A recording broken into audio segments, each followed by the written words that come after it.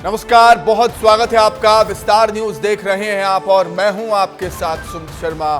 Bulletin में हम सबसे पहले बात करेंगे मध्य प्रदेश की, जिसने लोकसभा चुनाव में एक नया रिकॉर्ड कायम किया है। 29 की 29 सीटें अपने नाम की हैं बीजेपी ने मध्य प्रदेश में, और कहीं ना कहीं इसका फायदा अब केंद्र में भी बीजेपी को, एमपी बीजेपी को मिलता हुआ नजर आएगा, क्योंकि संकेत ऐसे मिल रहे हैं कि मध्य प्रदेश से बन सकते हैं 2 से 3 केंद्रीय मंत्री, और उनके नाम ये हैं सिंधिया, वीडी शर्मा, फग्गन सिंह कुलस्ते और शिवराज सिंह चौहान। शिवराज सिंह चौहान के बारे में तो कहा जा रहा है कि एक बड़ी जिम्मेदारी उनको सौंप सकती है भारतीय जनता पार्टी। केंद्र में विदिशा से एक बड़ी जीत दर्ज की है पूर्व मुख्यमंत्री शिवराज सिंह चौहान ने। तो एमपी से 2 से 3 केंद्रीय मंत्री बन सकते हैं जो लोकसभा चुनाव जीते हैं। उनमें नाम है ज्योतिरादित्य सिंधिया का, बीजेपी के प्रदेश अध्यक्ष वीडी शर्मा का, फग्गन सिंह कुलस्ते का और पूर्व सीएम शिवराज सिंह चौहान का। शिवराज सिंह चौहान के बारे में ये बातें हो रही हैं कि शिवराज सिंह चौहान को एक बड़ी जिम्मेदारी केंद्र में मिल सकती है। मोदी कैबिनेट में एक बड़ी जिम्मेदारी संभाल सकते हैं शिवराज सिंह चौहान। विदिशा से एक बहुत बड़ी जीत यहां पर दर्ज की है। क्या कुछ समीकरण बन रहे हैं, क्या अंदरूनी खबरें हैं, सूत्रों के हवाले से क्या खबरें हैं, उसे हम जानने के लिए हम सीधे रुख करेंगे। हमारे सहयोगी भोपाल से अंचल शुक्ला हमारे साथ जुड़ गए। अंचल, जब इन नेताओं के नाम तो चल ही रहे थे, लेकिन शिवराज सिंह चौहान की बात करें, शिवराज सिंह चौहान को जब लोकसभा का टिकट मिला उसके बाद साफ साफ संकेत मिल रहे थे कि वो दिल्ली जा सकते हैं।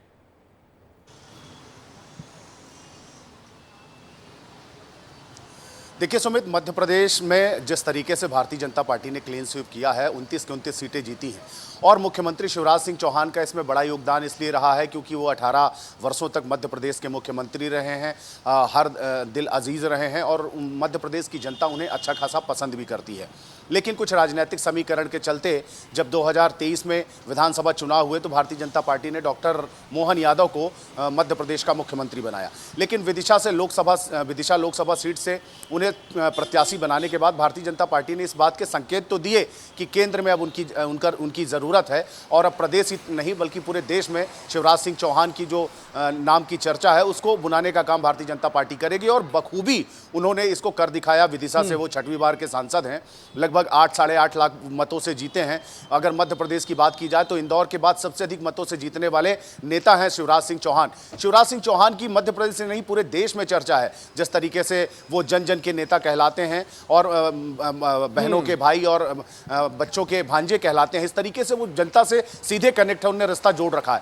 तो अगर बात करें मोदी मंत्रिमंडल में जब भी, तो मध्य प्रदेश का दावा मजबूत है क्योंकि क्लीन स्वीप किया है। शिवराज सिंह चौहान पहला ऐसा नाम है जो बिल्कुल एक बहुत बड़े चेहरे हैं, जननायक हैं शिवराज सिंह चौहान। मैं लौटूंगा अंचल आपके पास इसी खबर पर और अधिक चर्चा करने के लिए, इसे और अच्छे तरीके से समझने के लिए हम रुख करना चाहेंगे। हमारे editor in chief Brajesh Rajput ji हमारे साथ फ़ोन पर जुड़ गए हैं। ब्रजेश जी, आप किस तरीके से देख रहे हैं जो खबरें निकल कर सामने आ रही हैं सिंधिया, वीडी शर्मा, फग्गन सिंह कुलस्ते और शिवराज सिंह चौहान को लेकर? शिवराज सिंह चौहान को लेकर कहा जा रहा है कि एक बड़ी जिम्मेदारी उनको केंद्र में मोदी कैबिनेट में मिल सकती है। ब्रजेश जी।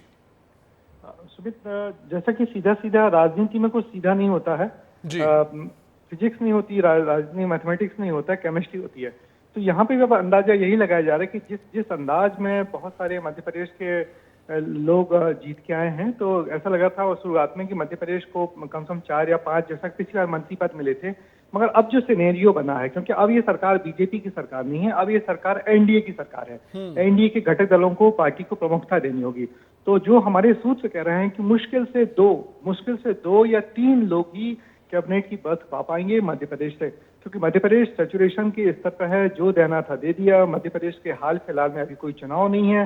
जिन राज्यों में चुनाव है जैसे हरियाणा, झारखंड, बिहार, इन राज्यों में चुनाव है, तो यहाँ के लोगों को प्रमुखता दी जाएगी, यहाँ के लोगों को मंत्रिमंडल में ज्यादा तरजीह दी जाएगी। इसके अलावा जो दूसरा बड़ा पैच फंस रहा है वो है गठबंधन सरकार का। तो गठबंधन सरकार के ज्यादा से ज्यादा दलों को समायोजित करने के लिए, उनको खुश करने के लिए मंत्रिमंडल में मोदी जी जगह देंगे, और जिसके चलते साफ है मध्य प्रदेश के जो नेता हैं उनको सैक्रिफाइस करना पड़ेगा। हमारे सूत्र कह रहे हैं कि मुश्किल से 1, 2 या ज्यादा से ज्यादा 3, मगर 3 भी बहुत मुश्किल है, सिर्फ 2 लोगों को ही मंत्रिमंडल में बिल्कुल बिल्कुल बहुत महत्वपूर्ण बात ब्रजेश जी आप कह रहे हैं। आप बने रहिए मेरे साथ, मैं लौटूंगा आपके पास। अंचल में आपके पास आ रहा हूं। वीडी शर्मा का नाम भी यहां पर सामने आ रहा है। संगठन के मुखिया प्रदेश अध्यक्ष वीडी शर्मा भी मोदी कैबिनेट का हिस्सा हो सकते हैं। इसके बारे में और क्या कुछ जानकारी है, क्या सूत्र कह रहे हैं वीडी शर्मा को लेकर? देखिए सुमित, 2 बार के मध्य प्रदेश के अध्यक्ष रहे हैं और अपने कार्यकाल में उनने जिस तरीके से, चाहे वो विधानसभा के चुनाव हो, चाहे लोकसभा के चुनाव हो या निकाय के चुनाव हो, उसमें जिस तरीके से उन्होंने भारतीय जनता पार्टी के पक्ष में परिणाम लाने का काम किया है, और खजुराहो लोकसभा सीट से दूसरी बार के सांसद हैं, तो निश्चित रूप से उन्हें इसका पारितोषिक मिल सकता है। लेकिन जैसा कि अभी ब्रजेश सर ब्रजेश जी कह रहे थे कि जिस तरीके से एनडीए गठबंधन की सरकार बनने जा रही है, इसलिए सेक्रीफाइस करना पड़ेगा, तो इस बात में भी कोई गुरेज नहीं है। देखिए, शिवराज सिंह चौहान को बड़ी जिम्मेदारी दी जानी है, ज्योतिरादित्य सिंधिया को भी बड़ी जिम्मेदारी दी जानी है, लेकिन वीडी शर्मा को भी इग्नोर नहीं किया जा सकता। तो फिर इसके ऑप्शन भी तलाशे जा सकते हैं। कई जगह तो राजनीतिक पंडित ऐसा भी कह रहे हैं कि शिवराज सिंह चौहान को राष्ट्रीय अध्यक्ष भी बनाया जा सकता है। तो इस बात में भी कोई दो मत नहीं है कि ऐसा भी हो सकता है, क्योंकि काबिल है, संगठन को चलाने की क्षमता है, पूरे देश में जाने जाने वाले चेहरे हैं शिवराज सिंह चौहान। तो ऐसा भी संभव है कि क्योंकि जेपी नड्डा का भी 2 बार का कार्यकाल लगभग अब खत्म होने को है, तो हो सकता है उन्हें कहीं और केंद्र में स्थान दें। और शिवराज सिंह चौहान जो कि एक चर्चित चेहरा है, एक बड़ा नाम है, मध्य प्रदेश के मुख्यमंत्री हैं लगातार तक, और पूरे देश में उनको जाना जाता है। आपके पास इसमें भी कोई दो मत नहीं है, कोई संशय नहीं। बिल्कुल बिल्कुल ठीक बात ब्रजेश जी आप कह रहे थे कि जो एनडीए के घटक दल हैं उनके बारे में बीजेपी को अब सोचना पड़ेगा, गंभीरता से सोचना पड़ेगा। लेकिन शिवराज सिंह चौहान के बारे में क्या कुछ कहेंगे ब्रजेश जी? क्योंकि शिवराज सिंह चौहान ने जब मुख्यमंत्री पद से हटाए गए तब कहा था कि मैं दिल्ली नहीं जाने वाला हूं। बिल्कुल सुमित, मध्य प्रदेश के जो पूर्व मुख्यमंत्री हैं शिवराज सिंह चौहान, उन्होंने तब तो कहा था कि दिल्ली नहीं जाना चाहता हूं, मगर संगठन के आगे उनकी नहीं चली, वो दिल्ली भोपाल में रह के पॉलिटिक्स करना चाहते थे। और अब वो जब दिल्ली पहुंच गए हैं तो उनकी भूमिका क्या होगी पार्टी को तय। ऐसे तो साफ साफ लग रहा है कि कद्दावर नेता हैं, उनको मंत्री पद में एक कृषि मंत्री ऐसा पोर्टफोलियो उनको जरूर मिलना चाहिए। मगर मध्य प्रदेश में पहले पिछले बार जो 5 मंत्री थे, उनमें अब इन 5 मंत्रियों में किसको जगह मिल पाएगी? ज्योतिरादित्य सिंधिया चूंकि अच्छे परफॉर्मर रहे हैं, पिछले मंत्रिमंडल में जगह पाई, उन्होंने अच्छा अनुभव है, उनको बहुत अच्छे मतों से जीत के आए, तो उनको हटाया जाना बहुत मुश्किल है। मगर एक जो बड़ा नाम आ रहा है वो फग्गन सिंह कुलस्ते का। फग्गन सिंह कुलस्ते आदिवासी नेता रहे हैं, अच्छे मतों से जीत के आए हैं, लगातार मंत्रिमंडल में उनको जगह मिली है, और आदिवासियों को खुश करने के लिए उनका नाम हमेशा आगे लाया जाता है। तो इस बार किसी न किसी एक आदिवासी व्यक्ति को जरूर मध्य प्रदेश से जगह मिल सकती है।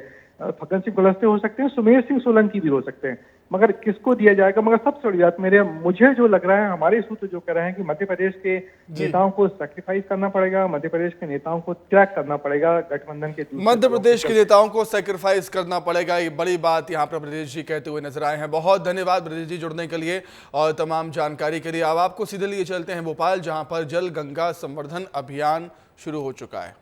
इसीलिए आपकी जानकारी के लिए बता दें कि हमारे इस सृष्टि के अंदर जल की महत्ता क्या है। पृथ्वी पे भी जल की बात करें अगर, तो हमारी 70% से ज़्यादा मात्रा में पृथ्वी पे जल उपलब्ध है। केवल 30% के आसपास हमारी पृथ्वी की वर्तमान की अवस्था जहाँ हम अपने इस संसार को देखते हैं। और इसी के साथ साथ जल में भी जीव है, जल भी मरता है।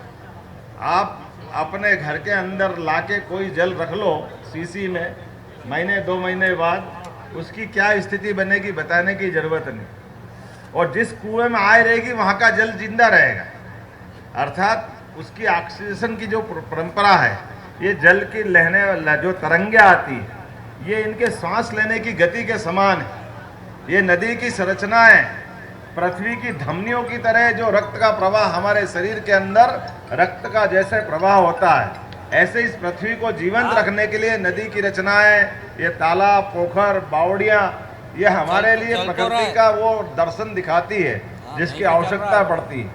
और ये जहाँ कार्यक्रम हो रहा है, इसीलिए हमारे लिए अलग अलग जो त्योहार हैं, उन त्योहारों का भी अपने ऋतुओं के साथ महत्व है। इनको मन मर्जी से नहीं कर लिया गया। जिस त्योहार का जिस ऋतु के साथ संबंध आएगा, हमारी सारे व्रत त्योहार पर्व उसी प्रकार से मनाए जाते हैं। अब ये आप कितना सुंदर अपना दर्शन है, ग्रीष्म ऋतु में गंगा दशमी मनेगी, और गंगा दशमी मनने का मतलब है कि गंगा वो नदी है जो हमारी अधिकांश नदियों को अपने में समाहित करके अंततः गंगा सागर में जाके विलीन होती है।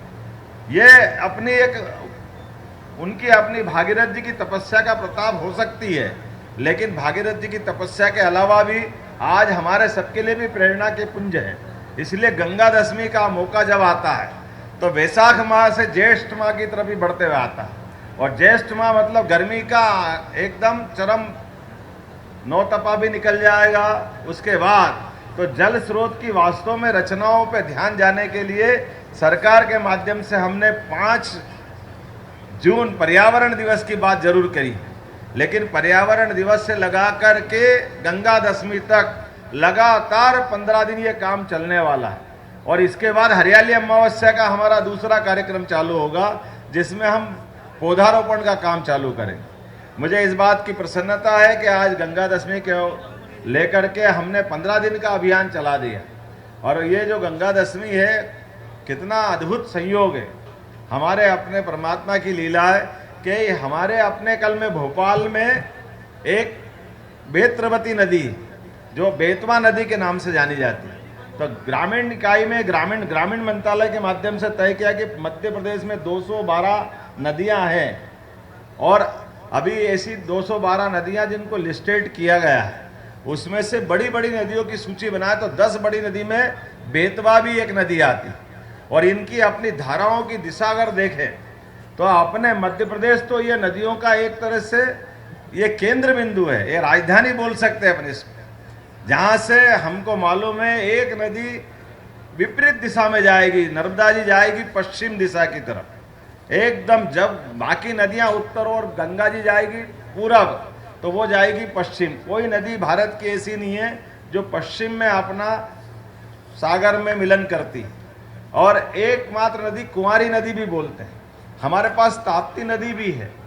ताप्ती वो नदी है जो सीधे सीधे हमारे लिए दक्षिण दिशा की तरफ बढ़ती है, महाराष्ट्र से होते हुए मद्रास के पास से दक्षिण की तरफ जाएगी। एक नदी हमारे सामने बेतवा है जो अंततः, जैसे मैंने कहा कि गंगा बेसिन की नदियां हैं जो सीधे सीधे गंगा में मिलेगी। बेतवा भी यहाँ से निकलती हुए आगे जाकर के केन बेतवा का बड़ा प्रोजेक्ट, माननीय मोदी जी के लिए तालियां बजाओ जिनने बहुत बड़ा प्रोजेक्ट हमको मंजूर किया, और ये विश्व का पहला प्रोजेक्ट है नदी जोड़ो अभियान के माध्यम से। 2 नदियों का मिलन, नदी से नदी को जिंदा करने की रचना अटल बिहारी वाजपेयी जी के समय कल्पना की गई थी, और यशस्वी प्रधानमंत्री ने उसको साकार रूप दिया। और कितना बड़ा कलेजा है ये सरकार, मोदी जी की जनता इसलिए नहीं बनवाती है। हमारे ऐसे कहा जाए कि नदी से नदी जोड़ लो तो 45,000 करोड़ रुपए का हमारा और 45,000 करोड़ का उत्तर प्रदेश का, ये 90,000 करोड़ आए कहां से? लेकिन ये यशस्वी प्रधानमंत्री है, इनने 1 लाख करोड़ की व्यवस्था कर दी कि आप नदी से नदी अभियान जोड़ो, मैं पैसे की व्यवस्था करूंगा। और इसका बदले में होगा क्या? हमारा बुंदेलखंड का वो पूरा इलाका जो वीरता, धीरता, अलग अलग पराक्रम पुरुषार्थ से तो अपनी जीवन भर की पहचान बनाता है, जो मुगलों के काल में भी कभी गुलाम नहीं हुआ, जिसकी स्वतंत्र सत्ता अपने को आज तक ललायित करती है। खजुराहो के मंदिर हमारी स्थापत्य कला के नमूने बन करके आते हैं, लेकिन उस अद्वितीय स्थान को रखने के लिए जो जरूरी है जीवन का, वहां पर पानी की कमी के कारण से जीवन भीषण कठिनाई में है। मुझे इस बात की प्रसन्नता, इस बात का दर्द माननीय मोदी जी ने महसूस किया, और बुंदेलखंड का दोनों इलाका, उत्तर प्रदेश और मध्य प्रदेश वाला, अब ये पानी से सरसब्ज होगा। आने वाले समय में इसका लाभ हम सब उठाएंगे, जिसके माध्यम से हमारी जिंदगी अलग प्रकार से अपनी यात्रा प्रारंभ करेगी। एक बड़ी योजना और पीकेसी, पार्वती काली सिंह चंबल योजना, ये भी हमारी नर्मदा बेसिन, गंगा बेसिन की नदियां हैं। अंततः जाकर के चंबल हमारी जमुना में मिलती है, जमुना गंगा में मिलती है, और गंगा गंगा सागर तक जाती है। तो उत्तर, दक्षिण, पूर्व, पश्चिम चारों तरफ से नदियां निकल के चारों दिशा में हमारे यहाँ से निकलती है। और इस अभियान के माध्यम से केवल नदियां नहीं तो हमारे अपने सारे जल स्रोत, क्योंकि हम जब कहते हैं जल ही जीवन है तो हमारा ध्यान वही जाना चाहिए। इसलिए अब भोपाल, सारे भोपाल में, भोपाल के लिए क्या कहावत है, तालों में ताल भोपाल बाकी सब तलैया। कितनी सुंदर संस्कृति है भोपाल की।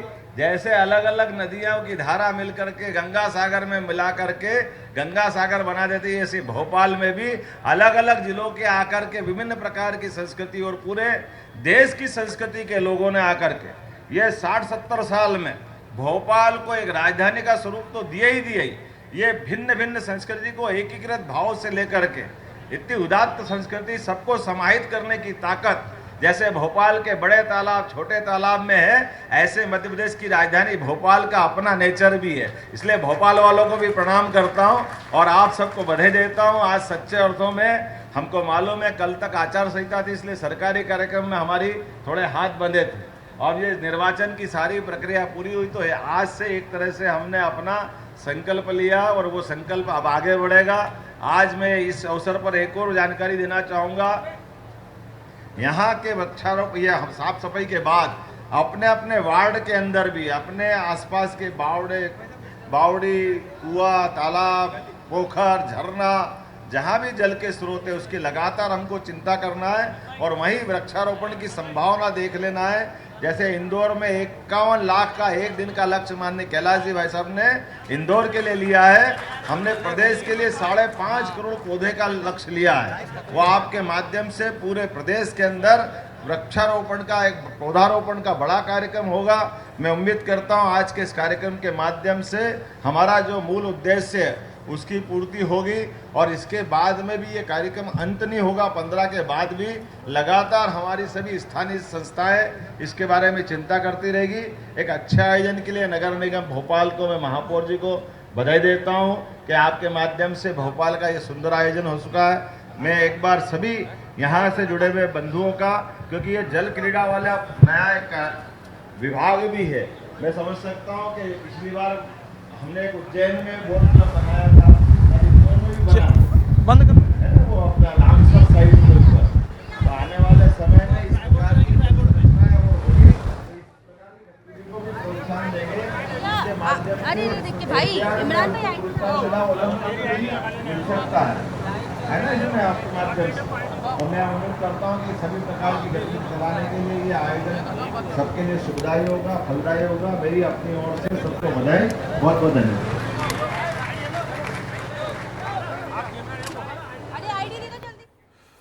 तो राजधानी भोपाल में जल गंगा संवर्धन अभियान की शुरुआत हुई है। जल के महत्व को मुख्यमंत्री डॉक्टर मोहन यादव यहां पर बता रहे थे। दिल्ली में सरकार को लेकर हलचल तेज है, बैठकों का दौर जारी है। कल बीजेपी संसदीय दल की बैठक है। मध्य प्रदेश और छत्तीसगढ़ के सभी सांसद दिल्ली जाएंगे, दिल्ली में आयोजित बैठक में शामिल होंगे। बड़ी खबर आपको बता रहे हैं, दिल्ली में सरकार को लेकर हलचल तेज है, बैठकों का दौर लगातार जारी है और कल बीजेपी संसदीय दल की बैठक होनी है। मध्य प्रदेश और छत्तीसगढ़ के सभी सांसद दिल्ली जाएंगे और दिल्ली में आयोजित बैठक में शामिल होंगे।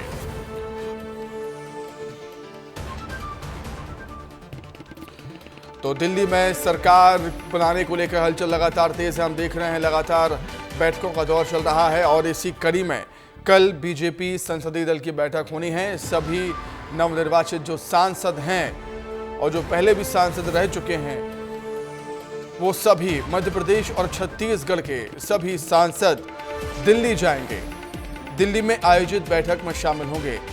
कल बीजेपी संसदीय दल की बैठक होनी है और इसी खबर पर अधिक चर्चा करने के लिए हमारे 3 सहयोगी हमारे साथ जुड़ गए हैं। भोपाल से अंचल शुक्ला हैं, रोहित मिश्रा हैं रायपुर से और अनमोल तिवारी दिल्ली से हमारे साथ जुड़े हुए हैं। देखिए सबसे पहले अनमोल, मैं आपके पास आ रहा हूं। दिल्ली में सियासी हलचल बढ़ गई है, सियासी सरगर्मी लगातार बढ़ती ही जा रही है। जब तक सरकार नहीं बन जाती तब तक गहमा गहमी का दौर चलता रहेगा। कल संसदीय दल की बैठक होनी है, क्या कुछ अपडेट है इस बैठक को लेकर अनमोल?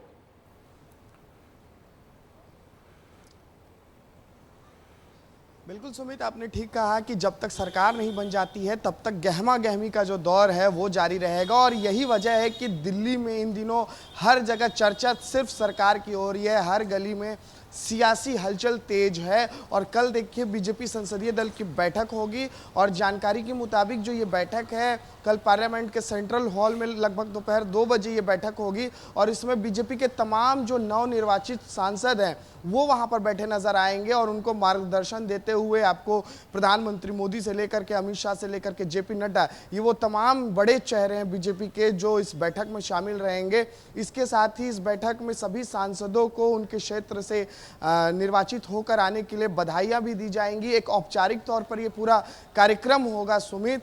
इसके अलावा आज देखिए बीजेपी जितने भी बीजेपी शासित राज्य हैं वहां के मुख्यमंत्री भी आज दिल्ली पहुंचेंगे और कल वो भी दिल्ली में सभी मुख्यमंत्री भी रहेंगे और जिन सीटों पर हार हुई है बीजेपी उन सीटों पर देखिए समीक्षा भी करेगी। सिर्फ ऐसा नहीं है कि जहां जीत हुई है उसको लेकर के बधाइयां दी जाएंगी, इसके अलावा समीक्षा भी होगी क्योंकि देखिए महाराष्ट्र, यूपी जैसे प्रदेशों में काफी सीटों पर बीजेपी पार्टी हमेशा से ही समीक्षा करती है अनमोल, हमेशा समीक्षा करती है जो भी गलतियां होती हैं। अंचल मैं आपके पास आ रहा हूं, इतिहास रच दिया है इस बार लोकसभा चुनाव में। मध्य प्रदेश में बीजेपी ने 29 की 29 सीटें जीते हैं। एक अलग ही क्षण होगा जब सभी सांसद दिल्ली पहुंचेंगे कल।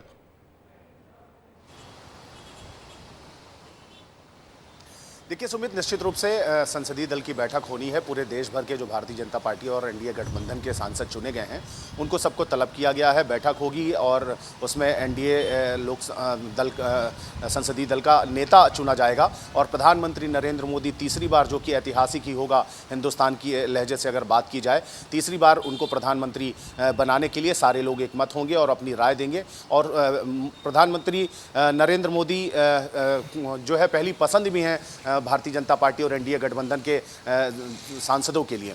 तो सांसदों को ही नहीं बल्कि सारे मुख्यमंत्री और डिप्टी सीएम भी जो हैं उन्हें भी तलब किया गया है। सभी वरिष्ठ नेताओं को बुलाया गया है, सबसे राय मशवरा किया जाएगा और इसके बाद संसदीय दल के बैठक के बाद अपना नेता चुना जाएगा। और आने वाला जो हफ्ता है वो बहुत ही महत्वपूर्ण है क्योंकि 8 या 9 तारीख को वो प्रधानमंत्री पद की शपथ तीसरी बार ले सकते हैं, ऐसी सूत्रों से जानकारी मिल रही है और इसी की तैयारी के लिए सबको दिल्ली बुलाया गया है। सुमित, ठीक है अंचल, बने रहिए, आप तीनों मेरे साथ बने रहिएगा। एक बड़ा अपडेट हम दे देते हैं दर्शकों को। बड़ा अपडेट यह है कि दिल्ली में अखिलेश यादव के बंगले पर पहुंचे हैं टीएमसी नेता अभिषेक बनर्जी।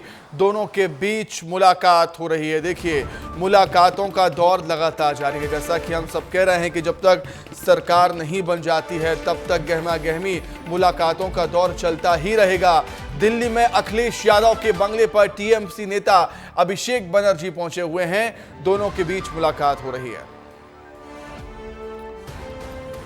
तो अनमोल हमारे साथ दिल्ली से जुड़े हुए हैं। अनमोल का रुख कर लेते हैं, इस खबर पर अपडेट लेते हैं।